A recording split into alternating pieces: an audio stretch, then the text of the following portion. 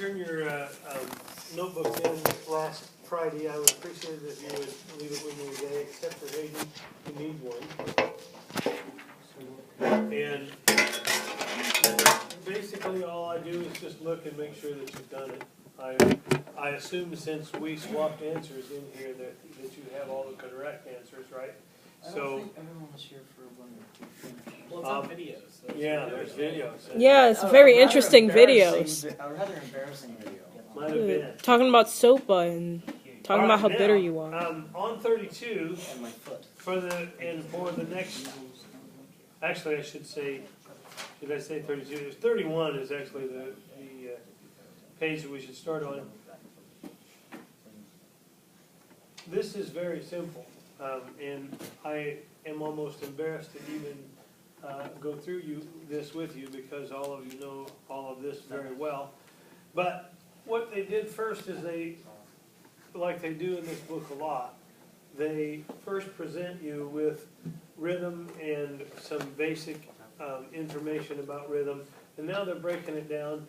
Remember, there was two kinds of rhythm. One was called simple meter. Do you remember what we determined was to be simple meter? One?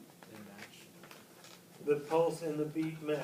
Okay, so if it says, if you tap your toe 4 times and there are 4 beats in the measure, that's simple meter.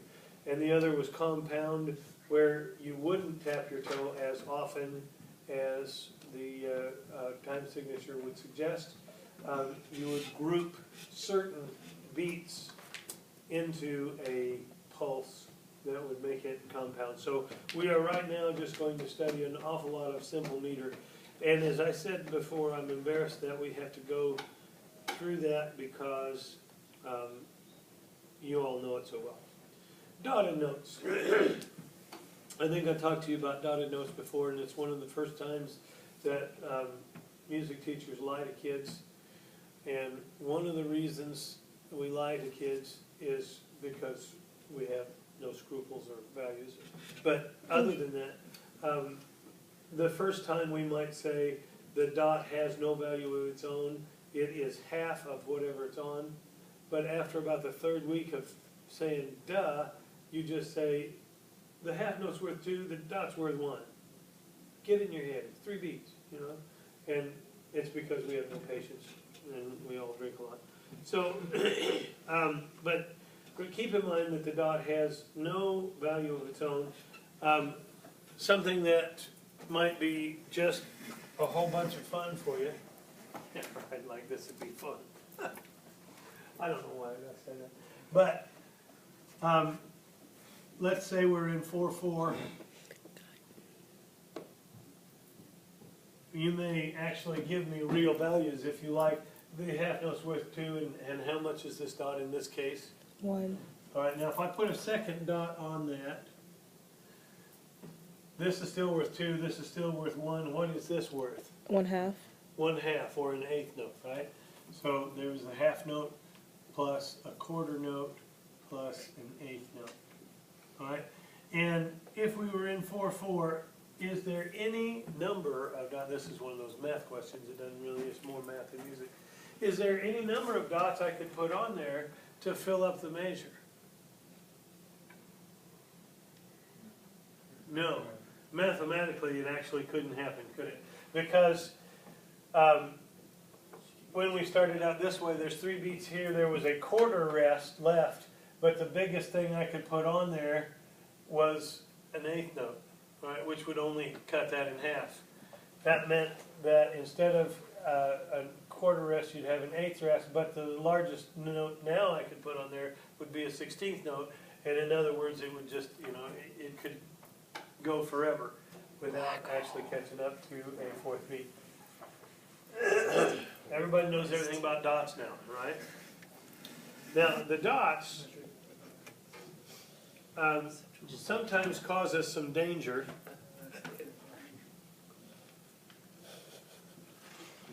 Is that like 4 flags? Is that like 4 flags?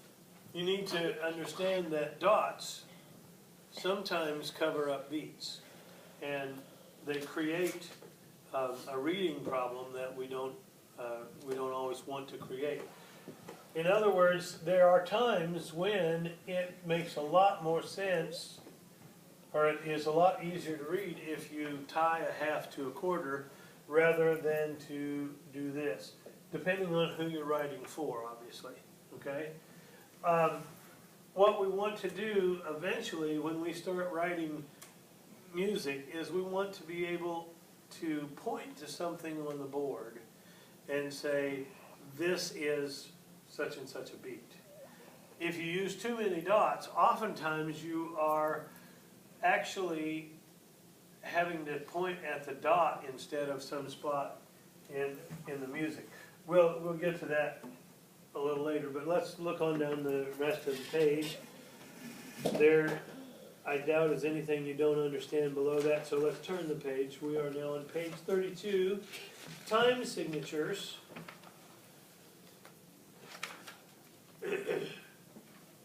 Somebody rattle off for me what the top number really does. Tells you how many notes are in a measure. Or, It tells you what note gets the beat. Oops. It's on no. top, it's in the measure. How many Yeah. beats are in the measure? That is correct. The top number tells you how many beats are in a full measure. Now they also have a fancy little name for it. If it's a 3, they'll call it triple meter. If it's a 4, they'll call it quadruple. And if there's only 2, they call it a duple meter. All of that is only half of the description. In this particular case, if 3/8, if you really want to know, and I'm not sure why anybody would, but 3/8 is actually called simple triple. Simple meaning that every beat is also a pulse. Triple meaning that it is organized into 3 beats per measure. It will actually ask you that on a test later on. Crazy, isn't it? All right, here's an example of triple meter, and I'm sorry, I jumped the gun. The bottom number of the time signature tells us what? What kind of note gets what beat? What kind of note gets 1 beat? That is correct. And so neither of the numbers are valuable to you by themselves. In other words, 3 beats to measure doesn't mean anything if you don't know what gets a beat. And what gets a beat doesn't mean anything unless you know how many of them you can put in a measure. All right, so the 2 of them are very dependent upon each other. All right, let's just run down through here. This is your class work. With your teacher's help, identify the meter and indicate the note value that represents the pulse for each of the meter signatures below. All right, so 4 would be quadruple meter, and the quarter note would get 1 pulse. That's the example. Hayden, can you see Clayton's book there? Yes. What would 2/8 mean? That there's 2 beats in the measure. And then the 8 is, I don't know, like,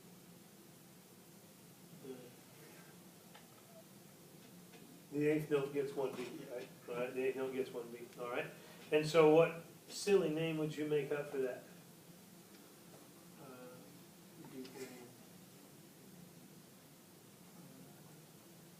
duple, Everything in this chapter is gonna be simple, because that's all they get to.